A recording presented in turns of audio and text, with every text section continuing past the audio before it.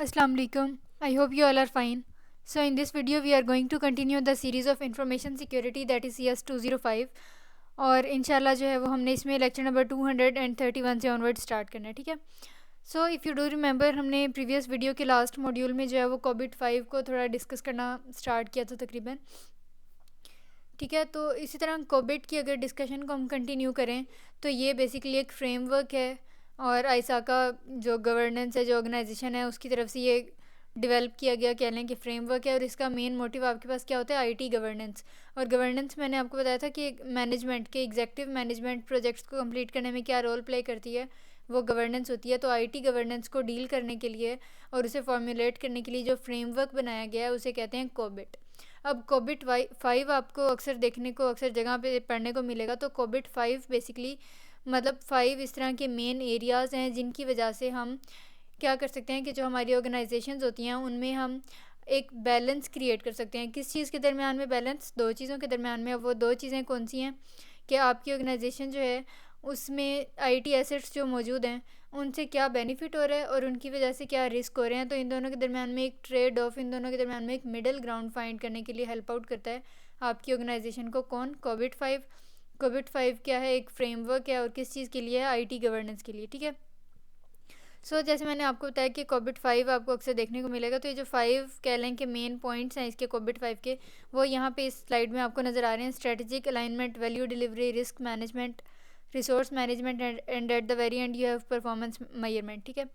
तो अब वो कह रहे हैं कि कोविड 5 जो है ये 5 प्रिंसिपल्स को एक जगह पे लेके आता है और इसकी वजह से कोई भी इंटरप्राइज, कोई भी ऑर्गेनाइजेशन, कोई फर्म जो है वो इफ़ेक्टिवली गवर्नेंस और मैनेजमेंट के फ्रेमवर्क्स को जो है वो इस्टेब्लिश कर सकती है, ठीक है। फिर उसके बाद ये जो पूरा कोविड 5 का फ्रेमवर्क है ये 7 इनेबलर्स के होलिस्टिक सेट पे, होलिस्टिक कहते हैं कंप्लीट, जैसे कंप्लीट पिक्चर होती है उस तरह एक होलिस्टिक सेट है 7 इनेबलर्स का, 7 ऑर्गेनाइजेशंस का या स्टेक होल्डर्स का।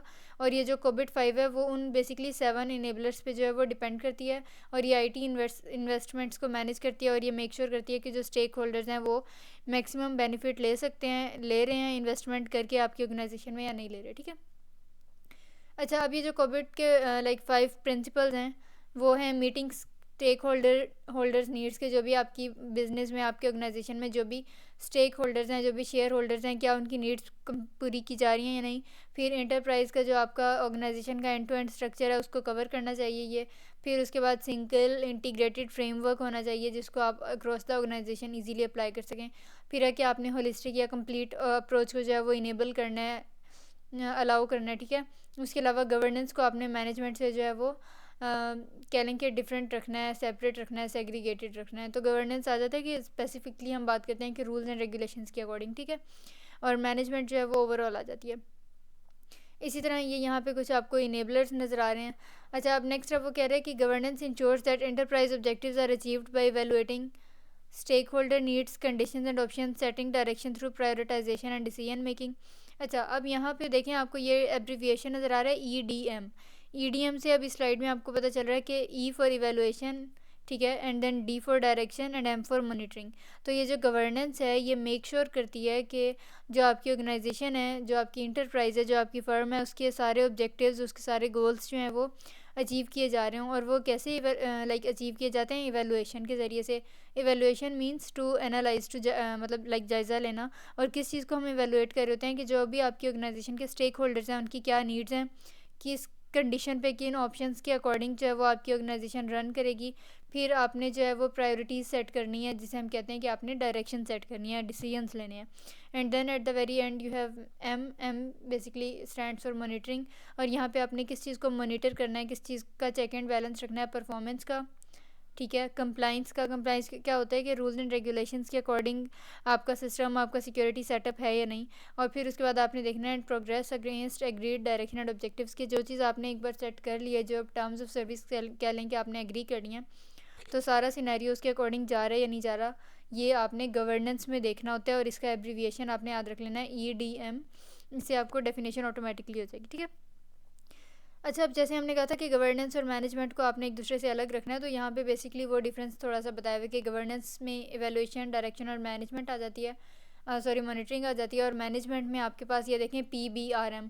अब P क्या है? Plans, B stands for build, R for to run and then M for monitoring. ठीक है, तो मैनेजमेंट जो है वो प्लान करती है एक्टिविटीज़ को, फिर उनको बिल्ड करती है, एग्जीक्यूट करती है, रन करती है और फिर मॉनिटर करती है एक्टिविटीज़ को in alignment with the direction set by governance body.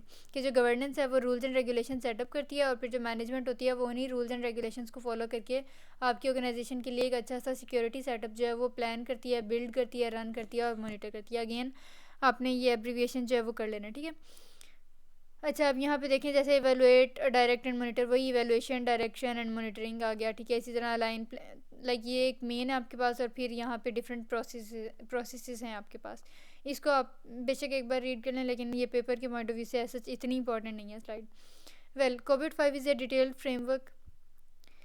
अच्छा अब यहाँ पे देखें वो कह रहे हैं कि कोविड 5 is a detailed framework for IT governance developed by ISACA which has principles, enablers and processes. तो ये जो कोविड 5 है ये आपको एक कंप्लीट पैकेज प्रोवाइड करता है जिसमें आपके पास जो है प्रिंसिपल्स आ जाते हैं, वही 5 principles, then you have 7 enablers और फिर प्रोसेसेस जो आपके पास प्रीवियस स्लाइड में मौजूद हैं। ठीक है, तो ये जो सारे टूल्स हैं like principles, enablers and then processes, ये सारे मिल के जो हैं वो इम्प्लीमेंटर्स को और कस्टमर ऑर्गेनाइजेशंस को असिस्ट करते हैं, हेल्प करते हैं so that they can successfully deploy the framework. Framework कौन सा है? यही कोविड 5, यही ISO, जो भी हम स्टैंडर्ड्स पढ़ रहे हैं इसको सक्सेसफुली जो है वो कंप्लीट करने के लिए और स्पेसिफिकली कोविड 5 को अपनी ऑर्गेनाइजेशन में एग्जीक्यूट करने के लिए, इम्प्लीमेंट करने के लिए ये जो टूल्स हैं, प्रिंसिपल्स, इनेबलर्स और प्रोसेसेस, ये हेल्प आउट करते हैं हमें। ठीक है, so this is a certified framework. Again जैसे ISO आपके पास जो है वो स्टैंडर्ड फ्रेमवर्क था, सर्टिफाइड भी था, इसकी सर्टिफिकेशंस आपने देखी होंगी।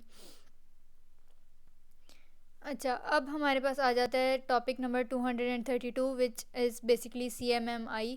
यहाँ पे अब आपको पता चल गया, आपने MCQs के लिए ये देख लेना है कि कैपेबिलिटी मैच्योरिटी मॉडल जो है ये है CMM, और ये जो CMMI है ये कैपेबिलिटी मैच्योरिटी मॉडल इंटीग्रेशन। ठीक है, अब ये एक मेथडोलॉजी है, लाइक आपके पास एक पूरा मेथड है, एक प्रोसीजर है, और ये यूज़ किसके लिए किया जाता है कि जो आपकी ऑर्गेनाइजेशन में सॉफ्टवेयर को डेवलप करने का प्रोसेस है उसको रिफ़ाइन करना है और उसको डिफ़ाइन करना है। ठीक है, मतलब ये जो मॉडल है CMMI या फिर इसको हमने क्या करना है, आपने ये क्या है बेसिकली ये एक प्रोसीजर है जिसकी हेल्प से आपकी ऑर्गेनाइजेशन में जो भी सॉफ्टवेयर क्रिएट की जाती है, इंस्टॉल की जाती है, बिल्ड की जाती है, डेवलप की जाती है, उस पूरे प्रोसेस को मॉनिटर करना और रिफ़ाइन करना इस मॉडल का काम है, या हम इसके अकॉर्डिंग करते हैं। ठीक है, अब ये जो मॉडल है ये 5 लेवल एवोल्यूशनरी पाथ आपको बताता है। अच्छा अब यहाँ पे देखें ये जो CMMI मॉडल है आपके पास वो आपको 5 लेवल एवोल्यूशनरी पाथ आपको बेसिकली डिफ़ाइन करके दे रहा होता है, और इसकी हेल्प से हम क्या करते हैं कि अपनी ऑर्गेनाइजेशन में एग्जीक्यूट होने वाले, चलने वाले किसी भी प्रोसेस को बिल्कुल लाइक स्टार्ट वाले बेसिक लेवल से हम मोस्ट मेच्योर लेवल तक लेके जा सकते हैं अगर हम इस मॉडल के 5 लेवल एवोल्यूशनरी पाथ को जो है वो फॉलो करें तो। ठीक है, सो ये 5 लेवल्स ये हैं जो आपको इस स्लाइड में नज़र आ रहे हैं, और ऊपर you can see characteristics of maturity level, और ये इंपॉर्टेंट है from like long questions point of view. ठीक है, सबसे पहले आपने देखना है लेवल 1 है इनिशियल, देन लेवल 2 है managed, then you have defined quantitatively managed and at the very end you have optimising. ठीक है, पहली बात तो आपने ये याद रख लेना है। लेवल 1 में क्या होता है कि जो प्रोसेसेस अभी लेवल 1 में या स्टेज 1 में होते हैं उसमें प्रोसेसेस जो हैं वो अनप्रिडिक्टेबल होते हैं, लाइक हम कोई इनपुट देके स्पेसिफिक आप उसकी आउटपुट को जो प्रिडिक्ट नहीं कर सकते एट लेवल 1। ठीक है, क्यों? क्योंकि एक इनिशियल स्टेज है, बिल्कुल स्टार्ट वाला है। नेक्स्ट ये पोरली कंट्रोल्ड होते हैं और रिएक्टिव होते हैं। जैसे मैंने आपको बताया था कि पाकिस्तान का for example security system reactive है, कि किसी चीज़ पे हम रिएक्शन इतना ज़्यादा शो कर देते हैं लेकिन उसके लिए जो करेक्टिव एक्शंस लेने की ज़रूरत होती है, जो रेमेडिएशंस चाहिए होती हैं, ऐसे हम वो नहीं इंप्लीमेंट कर रहे थे, बस वो रिएक्टिव लाइक प्रोसेसेस जो हैं वो आपके पास लेवल 1 में आपको मिलेंगे। ठीक है, देन यू हैव लेवल 2। अब इसमें लाइक ये इसका नाम से पता चल रहा है कि मैनेज्ड, इसमें क्या होगा कि प्रोसेसेस जो हैं वो प्रोजेक्ट्स के हिसाब से उनको कैटेगराइज कर लेंगे, अलग अलग कर लेंगे, और आमतौर पे like most of the times ये ऑफन जो है वो रिएक्टिव होंगे। फिर आ जाता है लेवल 3, इसमें डिफाइंड, इसमें प्रोसेसेस जो हैं वो ऑर्गेनाइजेशन के लिए जो है वो स्पेसिफिक होंगे। सो यहाँ पे आपने ये डिफरेंस याद रखना है, तो कि अगर आपसे वो MCQ में पूछ लेता है कि प्रोसेसेस जो हैं वो प्रोजेक्ट्स के लिए अगर कैरेक्टराइज्ड हैं, स्पेसिफिक हैं, then this is the level 2, और अगर वो ओवरऑल ऑर्गेनाइजेशन के लिए हैं तो फिर this is level 3 which is defined. ठीक है, उसके अलावा ये प्रोएक्टिव हैं, लाइक ज़्यादा एफिशिएंट है। ठीक है, projects tailor their processes from organisation standard, कि अगर कोई प्रोसेस ऑर्गेनाइजेशन के स्टैंडर्ड्स को मीट करने के लिए सारी रिक्वायरमेंट्स पूरी कर रहा है, then we can say with surety कि ये जो है वो आपका लेवल 3 है which is termed as defined. ठीक है, फिर आ जाता है लेवल 4 ये क्या है, क्वांटिटेटिवली मैनेज। इसमें नाम से पता चल रहा है कि इसमें प्रोसेसेस को आप मेजर भी कर सकते हैं, कंट्रोल भी कर सकते हैं more efficiently. And at the very end you have optimising. Optimising में क्या करते हैं कि जो भी आपके प्रोसेसेस होते हैं उनकी इम्प्रूवमेंट पे मेन फोकस जो है वो रखा जाता है, ठीक है। तो CMMI ये जो मॉडल था, इसको डेवलप किसने किया था, प्रमोट किसने किया था, SEI which is software engineering institute, ठीक है। उसके अलावा इसको स्पॉन्सर किसने किया था, US डिपार्टमेंट ऑफ डिफेंस ने। सो अब इसको जो है वो पहले ये CMM था और अब इसमें इंटीग्रेशन का ये आपको एब्रिविएशन में एडिशन नज़र आ रही है। ये आप सब चीज़ें जो हैं वो आपने MCQ के पॉइंट ऑफ व्यू से देख लेनी है, ठीक है। सो अब ये जो CMMI है ये एक परफॉर्मेंस इंप्रूवमेंट मॉडल है कि कोई भी आपकी ऑर्गेनाइजेशन में प्रोसेस चल रहा है उसकी परफॉर्मेंस को इवेलुएट करके, उसको एनालाइज करके, उसका जायज़ा लेके वक्तन फ़वक्तन वक्त के साथ आपने उसको कैसे मोस्ट मेच्योर लेवल तक लेके आना है। तो अगर आप इस मॉडल को फॉलो करते हैं तो you can easily achieve the high performance operations, ठीक है। So building upon organisation business performance objectives. अब आपको अगर आपने अपनी ऑर्गेनाइजेशन में होने वाली एक्टिविटीज़ और प्रोसेसेस की परफॉर्मेंस को बेटर वे में एनालाइज करना है और उनको ग्रेड अप करना है, तो अपग्रेड करना है, तो उसके लिए CMMI ये जो प्रोजेक्ट मॉडल है ये आपको प्रोवाइड करता है काफ़ी सारी प्रैक्टिसेस, ठीक है। इसकी वजह से हम क्या कर सकते हैं, अपने प्रोसेसेस को इम्प्रूव कर सकते हैं। And at the very end of the day क्या होता है कि आपके जो प्रोसेसेस हैं जो आपकी ऑर्गेनाइजेशन में रन कर रहे हैं, एग्जीक्यूट हो रहे हैं, उनकी परफॉर्मेंस जो है वो इंक्रीमेंट हो जाती है, पॉजिटिवली इंक्रीमेंट हो जाती है, ज़्यादा हो जाती है, इन्हेंस हो जाती है, ठीक है। सो अब वो कह रहे हैं कि अगर किसी और अप्रोच को हम कंपेयर करें उसके मुकाबले में जो CMMI ये जो मॉडल है ये ना सिर्फ आपको ये बताता है कि आपने जो है वो अपनी ऑर्गेनाइजेशन के प्रोसेसेस को इम्प्रूव करना है, बल्कि इसमें जो है वो बहुत ज़्यादा प्रैक्टिसेस या बहुत ज़्यादा मेथड्स या टेम्पलेट्स भी आपको प्रोवाइड करता है, जिसकी वजह से हम अपनी इन्वेस्टमेंट पे पॉजिटिव रिटर्न ले सकते हैं। आपकी ऑर्गेनाइजेशन जो है वो प्रॉफिट में जा सकती है, ठीक है।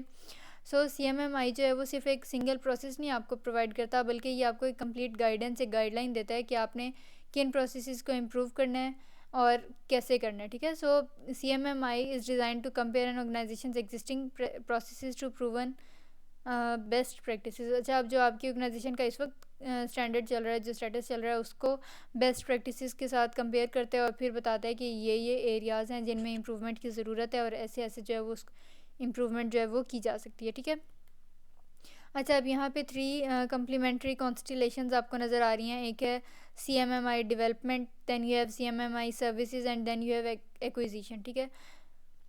देखें, सबसे पहले कॉन्स्टिलेशन कहते हैं क्लस्टर को, ठीक है। अगर आपको दो या दो से ज़्यादा चीज़ें या सर्विसेज आपको एक जगह पे मिल रही हैं, दो या दो से ज़्यादा फंक्शनैलिटीज़ फीचर्स आपको एक जगह पे मिल रहे हैं, तो आपने कहना है ये कॉन्स्टिलेशन है, ठीक है। और कम्प्लीमेंट्री कॉन्स्टिलेशंस ये CMMI के इसलिए हैं क्योंकि ये एक दूसरे को कम्प्लीमेंट कर रहे होते हैं, एक दूसरे को हेल्प आउट कर रहे होते हैं in order to complete a whole picture, ठीक है। तो ये अब ये कॉन्स्टिलेशंस कौन से हैं ये आपने शॉर्ट के लिए देख लेना, development, services and then you have acquisition, ठीक है।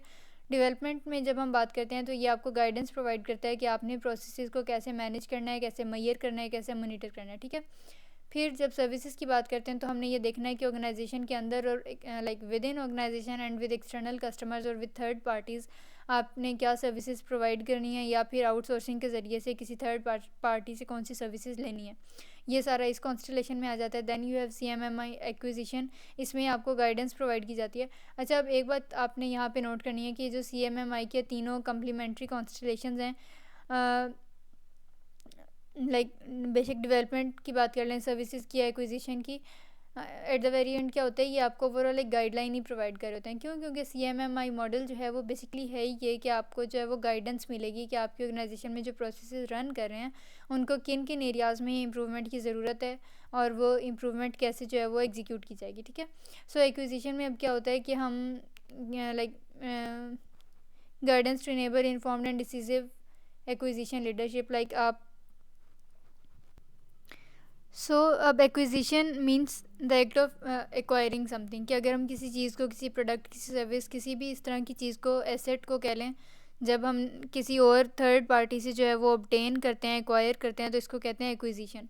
तो CMMI ये जो मॉडल है वो आपको एक गाइडलाइन प्रोवाइड करता है जिसकी वजह से हम क्या कर सकते हैं, हम अक्रॉस द ऑर्गेनाइजेशन इन्फॉर्म्ड और डिसीजिव डिसीजंस जो हैं वो ले सकते हैं। जो आपकी एग्जेक्टिव मैनेजमेंट है वो बेटर वे में ये डिसाइड कर सकती है कि उसने कौन कौन से एसेट्स और कौन कौन सी सर्विसेज को एक्वायर करना है, किससे करना है और किस लेवल पे करना है, ठीक है। So CMMI is a very well regarded framework specially for software industry. और उसके अलावा ये जो आपके पास मॉडल है या जो फ्रेमवर्क है CMMI का, ये यूज़फुल है किस चीज़ के लिए, for demonstrating processes and quality capabilities to customers, partners and investors. So जो भी आपके क्लाइंट्स हैं, कस्टमर्स हैं, या जो आपके स्टेक होल्डर्स हैं, शेयर होल्डर्स हैं, पार्टनर्स हैं, और इसी तरह जो भी इन्वेस्टर्स हैं, उनको हम अपने जो ऑर्गेनाइजेशन में processes across the organisation run कर रहे हैं उनका मतलब उनकी कंप्लीट पिक्चर प्रोवाइड करने के लिए ये एक बहुत अच्छा मॉडल है। और हम इसके अकॉर्डिंग जो है वो अपने कस्टमर्स और पार्टनर्स और इन्वेस्टर्स को बेटर वे में कम्युनिकेट कर सकते हैं कि हमारी ऑर्गेनाइजेशन में जो प्रोसेसेस रन कर रहे हैं वो इस वक्त किस स्टेट में हैं और उनमें क्या फर्दर इम्प्रूवमेंट की ज़रूरत है और क्या नहीं है, ठीक है। So this was all about lecture number 231 and 32। इसमें अगर कोई भी क्यूरी या कन्फ्यूजन हो, so you can always drop a comment, and if you are new to this channel then don't forget to subscribe and hit the bell icon as well. See you soon, till then, खुदा हाफिज़।